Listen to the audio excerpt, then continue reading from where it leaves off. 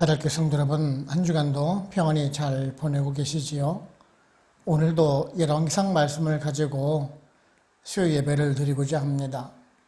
지난주에는 북이스라엘이 그 아람과의 전쟁 중에서 승리를 하였지만은 그 아람의 왕 벤하닷과 그 인간적인 협약을 맺고 또한 그를 살려 돌려보내는 것을 우리가 살펴보았습니다. 오늘의 본문은요, 이 아람과의 그 화친 이후에 다시 전쟁이 있기 전 그 3년여 정도의 그 평화 기간이 있었던 것으로 우리가 추정을 합니다.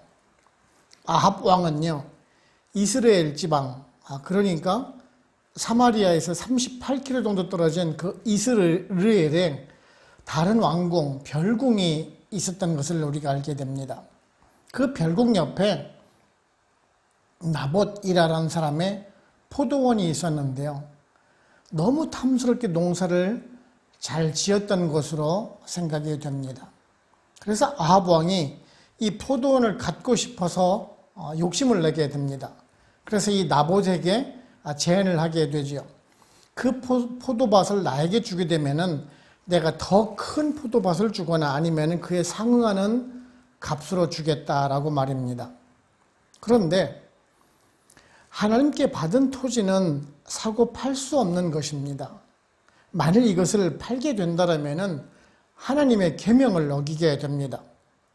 그래서 나봇은 이것을 파는 것을 거부했습니다마는 아합 왕은요, 이에 대해서 상심을 하게 되고 그의 부인 이세벨은 왕과 하나님을 모욕했다라는 그런 누명을 씌워서 나봇을 죽이게 되고 강제로 이 포도밭을 탈취하는 그 사건이 바로 곧 오늘의 내용입니다.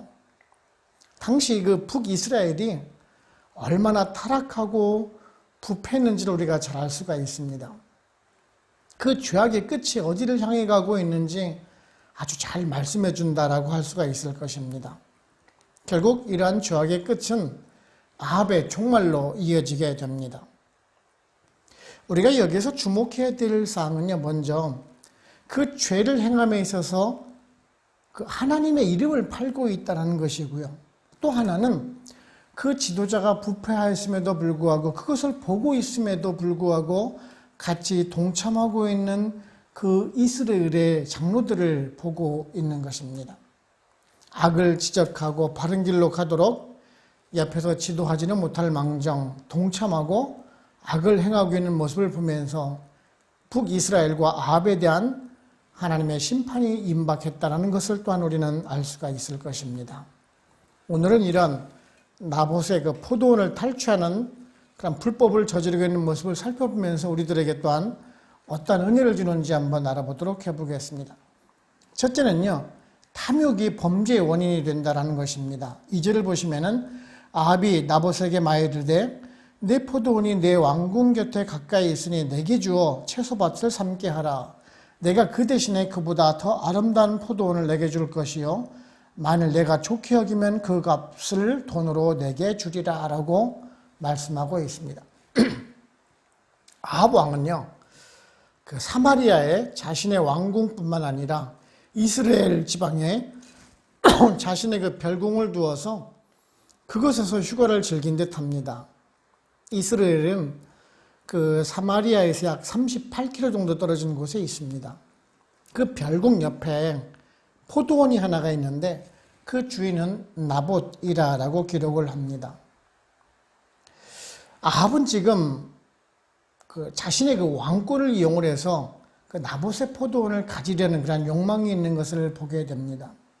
근데 우리는 여기서 그 아합 왕이 내세운 그 조건을 한번 우리가 살펴볼 필요가 있는데요.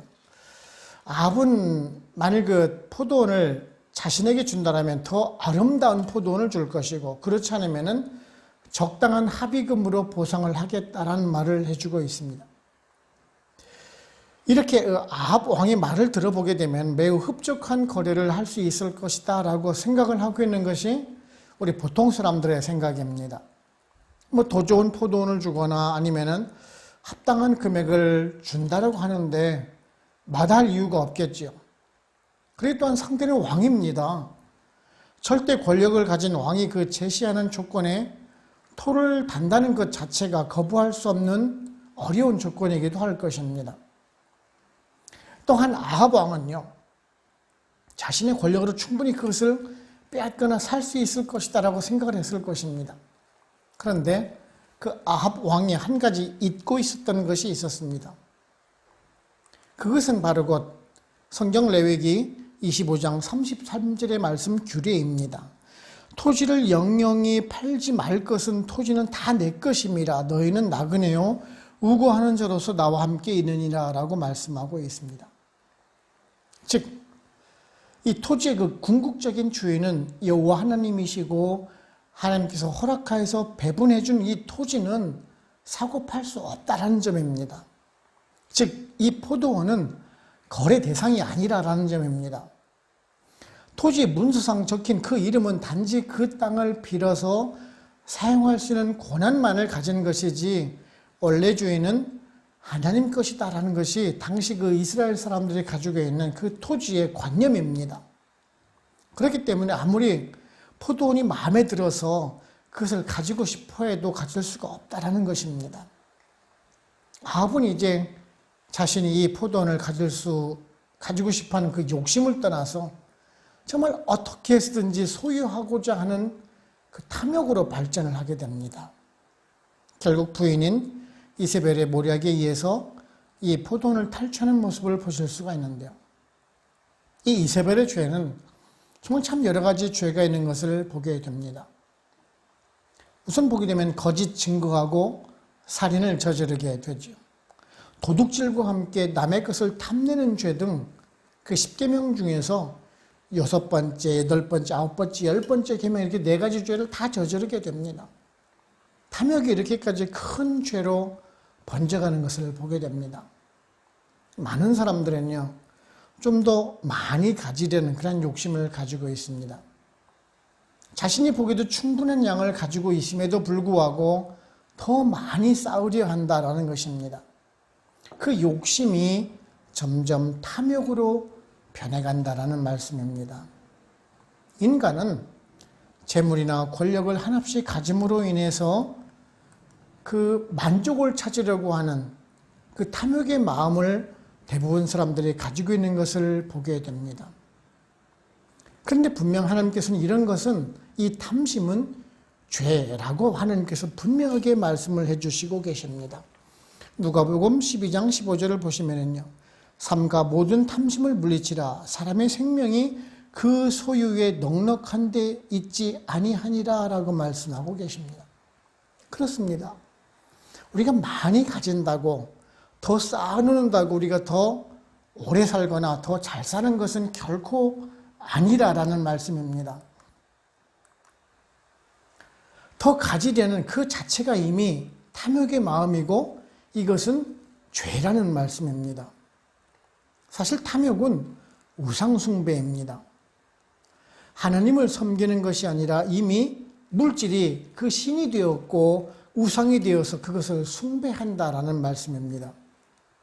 이것은 우리 연약한 인간이 쉽게 억누르고 자제할 수 있는 것이 결코 아닙니다. 재물은요, 단지 우리의 생활을 윤택하게 해주고 편의를 위한 도구에 불과한 것입니다. 우리의 삶을 지배하는 것은 결코 아니라라는 말씀입니다. 그러기에 우리 성도님들은요, 많이 가지려고 하고 더 많이 쌓는 것이 유익이라고 하는 그런 자본주의 사회 속에서 이런 탐욕적인 마음을 버리시고 죄에 빠지지 않는 경계심을 가짐으로 말미암아 성도로서 또한 바르게 살아가실 수 있는 저와 여러분들 되시기를 바랍니다. 두 번째는요, 가장 무서운 범죄는 하나님의 말씀을 악용을 하는 것입니다. 13절을 보시게 되면은 때에 불량자 두 사람이 들어와 그의 앞에 앉고 백성 앞에서 나봇에게 대하여 증언하여 이르기를 나봇이 하나님과 왕을 저주하였다 하며 무리가 그를 성읍 밖으로 끌고 나가서 돌로 쳐 죽이고 라고 말씀을 하고 있습니다. 아합 왕이 이 나봇의 포도원을 빼앗기 위해서 여러 가지 조건을 내세웠습니다마는 나봇은 하나님의 말씀을 근거로 거절을 하게 되죠. 이 아합 왕은 상심을 하게 됩니다. 요즘 말로 말하면은 정말 찌질한 왕이 아닐 수 없습니다. 그러자 이제 7절을 보시게 되면 이세벨이 이렇게 말하죠. 내가 이스라엘의 사람 나봇의 포도원을 왕께 드리리다 라고 말씀을 하고 있습니다.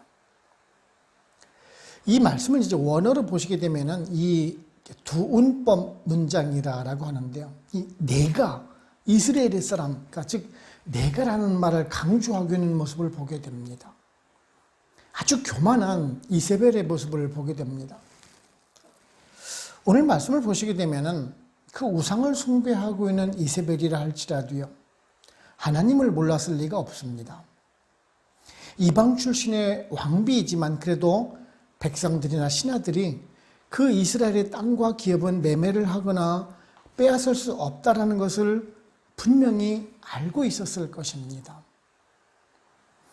8절을 보시게 되면 왕의 이름으로 문서를 작성하지요. 자신은 왕비이지 왕은 아닙니다. 왕비로서의 자신의 위치를 망각을 하고 왕의 중요한 문서까지도 마음대로 하는 그러한 중대한 범죄를 저지르고 있습니다. 그리고 이제 9절에 와서는 장로들에게 금식을 선포하라라고 선언합니다.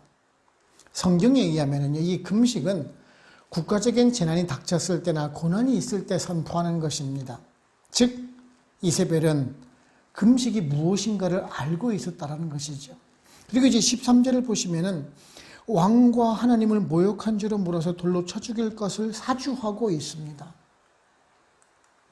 지금 이 모든 것은 이세벨은요, 이 모든 것이 지금 성경 하나님의 말씀에 속해 있다는 것을 모두 다 지금 알고 있었다는 말입니다. 즉 이세벨은 이방 출신의 여인으로서 아합과 결혼을 했지만은 하나님을 모르는 것이 아니라 오히려 이를 악용할 만큼 잘 알고 있었고요. 자신의 탐욕을 위해서 철저하게 하나님의 말씀을 악용하고 있다는 말씀입니다. 또 한 가지는 이 이세벨이 설사 이 악행을 통해서 나봇을 죽였다라고 했을 때 하나님을 거역한 이 죄인의 재산은 원칙적으로 하나님께 드리도록 되어 있습니다. 신명기 13장 16절에도 분명하게 제시를 해주고 있습니다. 실제로도 아니었지만은 나봇이 하나님을 모독하여서 그 벌로 죽었다 할지라도 그 재산은 아합이 가지는 것이 아니라 하나님께 드리는 것이 마땅한 것이라는 것이에요. 즉 아합은 지금 하나님의 재산을 도적질한 것이다라고 말씀할 수가 있는 것입니다. 그래서 이러한 이세벨의 모습을 보고 요한계시록에도 기록되고 있죠. 2장 20절을 보시게 되면은 아주 이세벨을 인용한 듯한 말을 하고, 그 말을 인용을 하고 있습니다. 정말 악의 화신으로 후세까지 지금 잘 알려졌다라는 그런 말씀입니다. 그런데요, 이러한 이세벨의 모습을 보면서 오늘날에도 이런 하나님의 말씀을 가지고 악용을 하는 악인들이 참 많구나라는 생각을 보게 됩니다. 자신의 탐욕을 위해서, 자신의 목적 달성을 위해서 교묘하게 그 하나님의 말씀을 인용을 하기도 하고 선량한 크리스찬으로 위장을 하기도 합니다. 얼마 전 한국 그 천안에서 기독교 종합 테마파크를 만든다라면서 사기 행각을 벌였던 사람이 있었습니다. 어떤 교회 목사님은 하나님의 말씀이라고 하면서 하나님 타인을 비방을 하기도 했습니다. 자신의 범죄를 합리화하기 위해서 성경 구절을 인용을 하면서 무조건 따라올 것을 강요하는 사람도 있습니다. 물론 불법입니다. 과연 이런 사람들을 하나님께서 가만두시겠습니까? 아니겠지요. 다음에 살펴보겠지만 그토록 가지려 했던 이스라엘, 자신의 그 포도원이 속해 있던 그 이스라엘지에게서 자신은 정말 비참한 최후를 맞이하게 됩니다. 무덤을 알 수도 없고요. 그녀의 시체는 사람들에게 밟히고 개에게 먹히는 아주 참담한 죽음을 맞이했다는 것입니다. 하나님의 말씀은 오직 하나님의 영광을 위하고 하나님의 백성, 그 성도들에게 거룩한 길로 향하는 길을 제시해 주는 말씀이 되어야 합니다. 어떠한 경우에도 자신의 사리사욕을 위한 도구로 사용되어서는 안 되는 것입니다. 교만한 자를 낮추시고 겸손한 자를 높이신다라는 그 하나님의 말씀 그대로 될 것입니다. 하나님의 말씀은 한 점 오류가 없고 또한 완전한 것입니다. 그 말씀 그대로 이루어진다는 사실을 알고 우리는 더욱더 하나님을 경외하는 마음을 가지고 하나님 말씀을 따라서 살아가실 수 있는 우리 성도님들이 되어야 할 것입니다. 세 번째는요, 악인에게 형통함을 허락함은 더 큰 벌을 주시기 위함이라는 것입니다. 15절을 보시면은 이세벨이 나봇이 돌에 맞아 죽었다 함을 듣고 이세벨이 아합에게 이르되 일어나 그 이스라엘 사람 나봇이 돈으로 바꾸어 주기를 싫어하였던 나봇의 포도원을 차지하소서. 나봇이 살아있지 아니하고 죽었나이다라고 말씀을 하고 있습니다. 이세벨의 그 간기에 따라서 불량배들에 의해서 나봇이 죽임을 당하게 됩니다. 오늘 말씀에는 나봇이 혼자 죽은 것처럼 되어 있습니다만은요. 그 열왕기하 9장 26절을 보시게 되면은요. 나봇의 피와 그의 아들들의 피를 분명히 보았노라라고 기록한 것으로 보아서요. 나봇뿐만 아니라 그의 아들들까지도 죽였음을 우리가 알 수가 있습니다. 그렇다면 왜 아들들까지 죽여야 했을까요? 그것은 바로 곧 그 포도원의 상속자마저도 지금 죽여 없앰으로 인해서 자신들이 그 포도원을 가지려고 하는 아주 잔인하고 사악한 사람이라는 것을 알게 됩니다.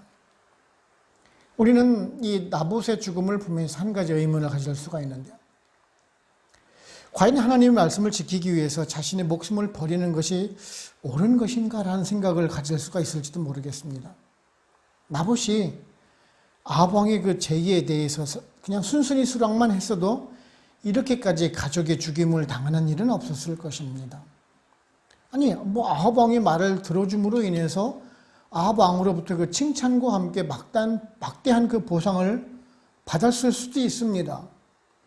자신뿐만 아니라 가족들의 목숨도 살리고 경제적인 이득을 보았다라면은 나봇이 땅을 파는 것이, 포도원을 파는 것이 잘한 결정이 아니냐라고 말씀하시는 분들도 있을지도 모르겠습니다. 그것이 옳은 선택이지 않을까라고 말입니다. 그러나 나봇은 고난의 길을 택했습니다. 물론 아합의 요구에 거절을 할 때만 해도 왕비 이세벨의 그 잔혹한 그 계획까지는 예상을 하지는 못했겠지요. 당연히 하나님의 율법대로 그냥 아합 왕이 포기를 쉽게 할 것이다라고 생각을 했겠지요. 우리는 이런 것을 보면서 우리 성도들이 어떤 선택을 해야 하는지를 한번 생각을 해보게 됩니다. 우리들도요, 이런 나봇과 같은 유혹을 받을 때가 많이 있습니다. 이런 경제적인 유익을 나에게 준다라는데 이것을 마다할 사람이 누가 있겠습니까? 그렇게 또한 적당히 타협을 하고 세상적인 이익도 가져오고 이렇게 얻은 이익을 다시 내가 하나님께 영광을 돌린댔으면 좋지 않겠는가라는 그런 유혹을 분명히 받을 수가 있습니다. 그리고 우리는 고난을 받을 때 그 이유를 몰라서 신앙을 포기하는 분들도 분명히 있을 것입니다. 바른 신앙생활을 하는 성도들에게 이유 없이 다가오는 그 시험을 못 견뎌야 하거나 원망하는 모습을 우리는 쉽게 보곤 하는 것이죠. 성경 욥기 1장 1절을 보시게 되면 이런 말씀이 있습니다. 온전하고 정직하여 하나님을 경외하며 악에서 떠난 자들아. 그런 의인에게도 하루아침에 전 재산은 물론이고 자녀들까지 하나님께서 데리고 가십니다. 오늘 보시는 나봇 역시 마찬가지죠. 과연 나봇에게 무슨 잘못이 있습니까? 그저 하나님의 율법 그 말씀에 순종한 죄밖에 없지 않습니까? 우리들도 성도로서 살아가면서 이러한 불이익 받을 수 있습니다. 그렇다면 하나님의 백성으로 살아가는 도중에는 반드시 이러한 필연이 찾아올 수 있다는 점입니다. 그리고 우리는 이런 사실을 보면서 낙담을 해서도 안 됩니다. 의인에게 주시기 위한 그 시련은 우리들로 하여금 단련시키고 보다 성숙시키기 위함임을 우리는 알고 있습니다. 하지만 오늘 보시는 이 아합과 같은 악인에 대한 형통은 그렇지가 않다라는 말씀입니다. 악인에게는 반드시 하나님께서 심판하신다라는 것입니다. 그리고 또한 그것은 반드시 성취되는 것을 보게 됩니다. 아합은 물론이고요, 왕비 이세벨까지 그 17절 이하를 보시면 아시겠지만 그 엘리야의 선포대로 그대로 심판되고 있는 것을 보시지 않습니까? 지금 악인들이 잘 되고 있는 것은 나중에 더 큰 벌로 가는 지름길입니다. 만일 아합과 이세벨이 지금의 의도대로 잘 이루어지지 않았다면 우리는 더 좋았을지 모르지만은 악인들에게는 심판으로 가는 길이 조금 더 늦추어졌다는 사실입니다. 연기되거나 그 심판의 정도가 가볍게 되는 것 뿐입니다. 오늘날 많은 세상의 사람들이 일을 순조롭게 진행이 되면 그것을 형통이라고 생각을 합니다. 자신의 힘으로 성공을 이루는 것이다라고 알지요. 하지만 일이 순조롭다고 끝까지 형통한 것은 아니라는 사실입니다. 그러므로 우리 성도님들은요, 이 악인의 형통함을 부러워하지도 말 것이며 또한 우리들은 그런 악인의 모습을 보면서 하나님께서는 지금이 버리시기 직전이라는 그런 두려운 마음을 가지고 살아가야 하는 것입니다. 우리 모두는요, 이러한 두려운 마음을 가지고 정말 좁은 길, 험한 진리의 길이라 할지라도 그 끝은 형통의 길로 이끄시는 하나님의 인도하심이 있다는 것을 믿으시고 오늘 여러분 승리하시는 인생을 살아가시기를 바랍니다. 결론적으로 말씀드리면은 오늘 말씀 16절을 보시게 되면은 아합은 나봇이 죽었다 함을 듣고 곧 일어나 이스라엘 사람 나봇의 포도원을 차지하러 거리로 내려갔더라라고 말씀하고 있습니다. 아합은요, 지금 나봇이 왜 죽게 되었는지 어떻게 죽게 되었는지 전혀 관심이 없습니다. 단지 그냥 나봇이 죽었으니까 그 포도는 자신의 것이라고만 생각을 하고 사마리아에서 이스라엘로 지금 가고 있는 모습을 보게 됩니다. 무엇이 잘못된 것인지 어떤 것이 진리인지 그에게는 관심이 없고 오직 그 탐나는 포도원만 그의 관심사가 되었던 것입니다. 그렇다면 아합은요, 그 포도를 가져서 행복했을까요? 물론 한두 해 정도는 포도를 수확했을 수도 있고 아니면 갈아엎어서 또는 채소밭을 통해서 그 채소를 잘 수확을 했을 수도 있겠지요.